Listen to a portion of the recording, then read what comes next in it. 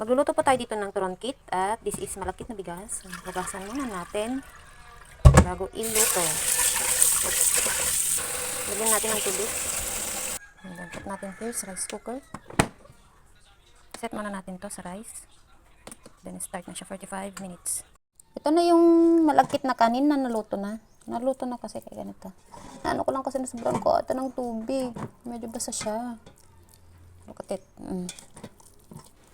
Bali, Jersey Ube condensed creamer ang inihalo ko para maging color violet. Tsaka nilagyan ko na rin ng star margarine padagdag ng lasa at aroma niya. Dito, inuna ko munang inihalo yung star margarine before ko ilagay yung creamer niya. Kasi para makita ko maihalo ng mabuti. Medyo mainit-init pa dito yung kanin or yung malagkit na kanin kasi hindi na natin ito maihalo kapag hindi na ito After dito is inilagay ko na rin yung creamy color purple para maging ube kasi turangkit yung gagawin natin. Gawin natin parang ube yung pagkain or yung kulay or yung itsura para naman magiging yung pagkain attractive lalo na sa mga bata. Kala nila ube, gano'n. Kailangan haluin ng mabuti para yung creamier is maihalo ng mabuti. Tapos after nito, i-cool down natin kasi dito mainit-init pa bago natin ilagay sa wrapper. Dito is ready na for wrapping. Kailangan dito pag naglagay kayong sakto, dito yung una kong ginawa is mali kasi hindi ko pa alam.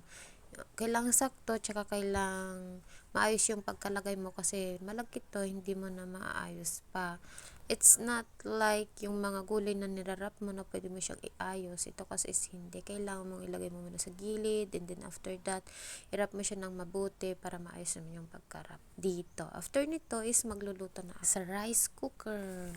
Bali, dalawang plastic ng wrapper ang nagawa ko. Yung isang plastic is equivalent to 14 pieces. So, bali 8 pieces yung nagawa ko. See you next time.